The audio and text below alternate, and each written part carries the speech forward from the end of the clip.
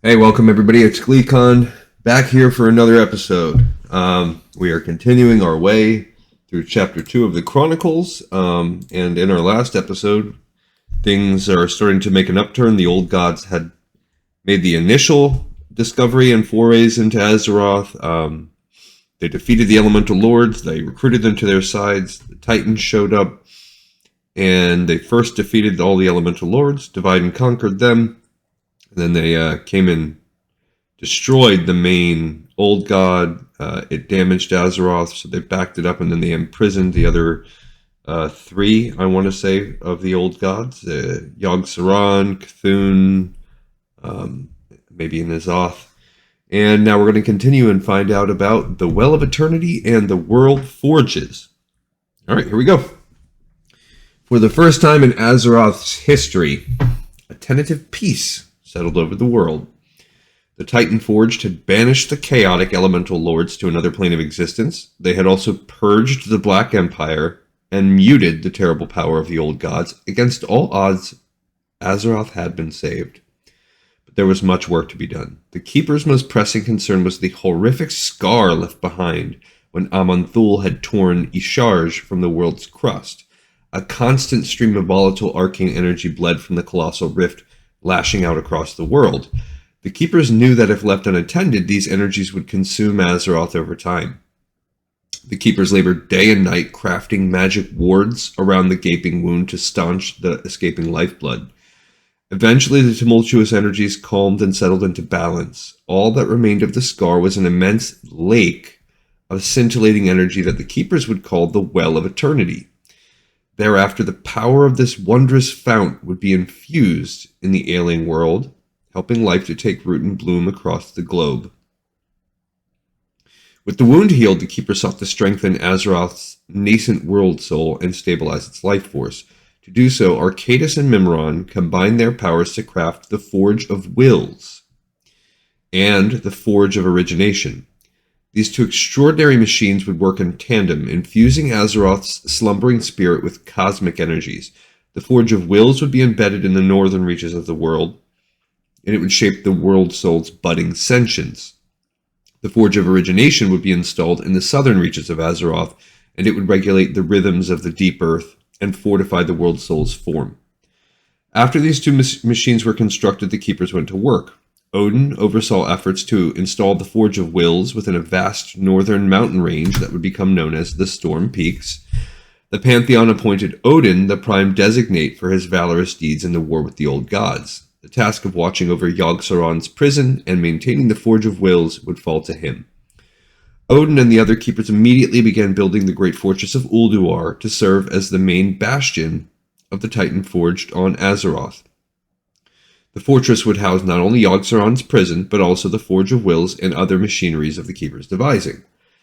The Forge of Wills also served another purpose. It could draw on the life essence of Azeroth itself, giving shape and sentience to creatures of living stone and metal, not only giants, but other types of Titan forged as well. This new generation of Titan forged would help the Keepers bring order to the world. As the Forge of Wills churned out these new Titan forged, High Keeper Ra led an expedition to install the Forge of Origination in the south. He was accompanied by a number of stone-skinned creatures recently wrought from the Forge of Wills, the Anubisoth giants, the leonine Tol'vir, and the indomitable Mogu. En route, Ra discovered the remnants of Isharj's corporeal form lay strewn across the southern reaches of the world. When Aman'Thul had ripped the old god from Azeroth, pieces of the entity had fallen back to the surface, infusing the land with evil.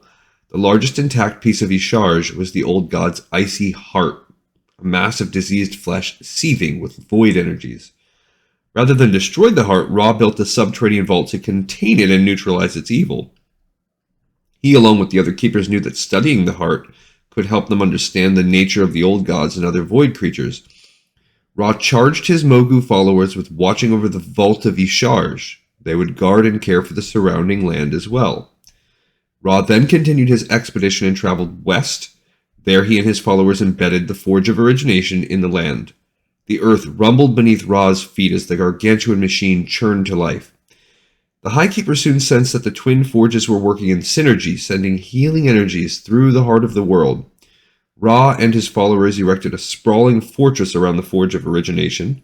This site was called Uldum, and it would become the southernmost base of operations for the Keepers. Much like the Forge of Wills, the Forge of Origination would serve a dual purpose.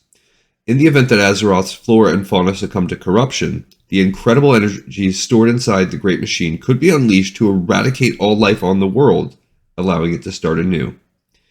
Highkeeper Ra commanded some of the Tol'vir and Anubisoths to safeguard Uldum forever. He and the rest of his servants marched northwest into a land later known as Silithus.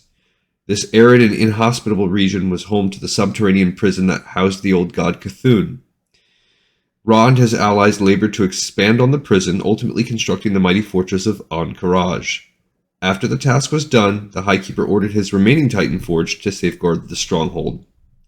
Ra himself, seeing his work completed, would spend the following ages roaming the southern regions of Azeroth, distantly observing his Titan Forge and ensuring that they upheld their sacred charges. Wow.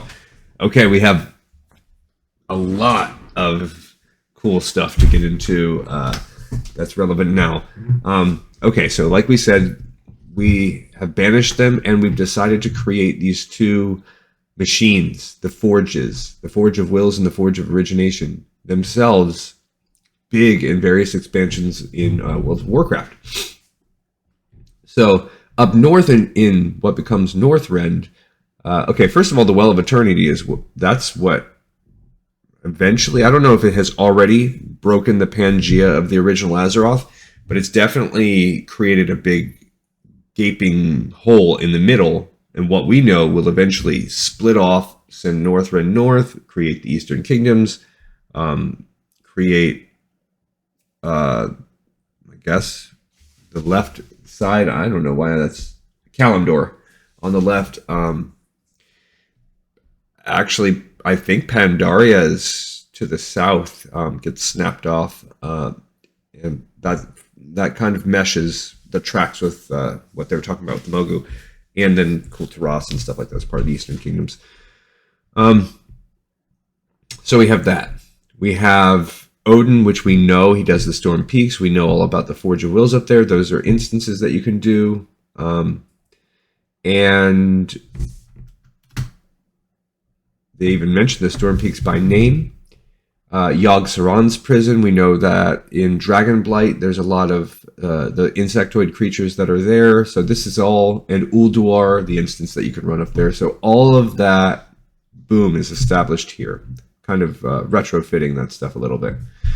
And you have giants, for the first time mentioned as the name of giants. So giants are these stone and metal things. They're going to play a big role going forward as well in some of this lore. Meanwhile, you have Ra, and he's the Highkeeper. He's the best of the Keepers, and I guess I would argue second to Odyn. Odyn is second only to him. He creates the Forge of Origination in the south. That's Cataclysm territory now. He creates the Anubisoth giants, the Tol'vir, which I still think would be a cool race if they added into that, and the Mogu, which we know get split off and go as part of the big Pandaria expansion. He also finds Isharge's heart. I don't know if that plays a role, maybe something I missed over the years. We do know that there's all kinds of things going on in Uldum, in the both in Cataclysm, but then more importantly, that's where BFA starts.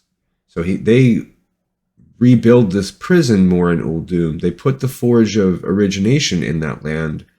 We know that when everything goes to hell, to start BFA, it all starts there in Uldum. So and we know that all of BFA is really about N'Zoth coming out, and a lot of these other old gods kind of like coming back on the scene.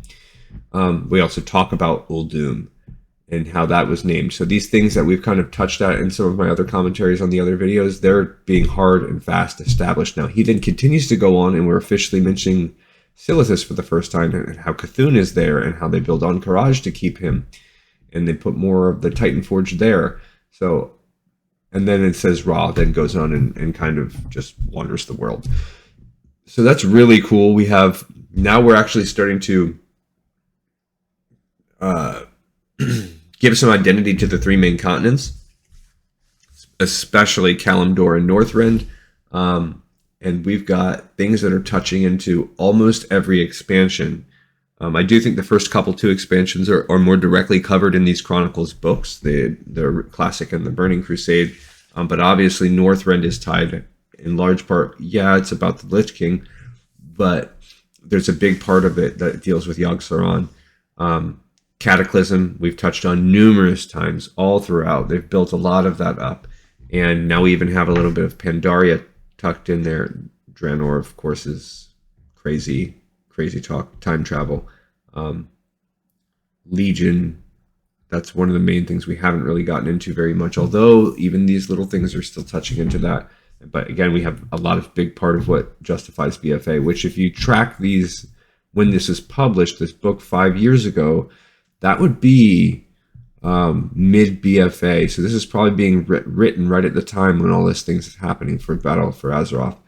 So very cool stuff. Neat. This is some of the more meaty things that I knew we would eventually get to, and why I'm glad that we're doing these episodes, and also that we're having a chance to read Chronicle before we go and play the games. All right, I had a great time. Thank you for your patience and for listening to me, and for your attention. And I will see you on the next episode. Bye, everybody.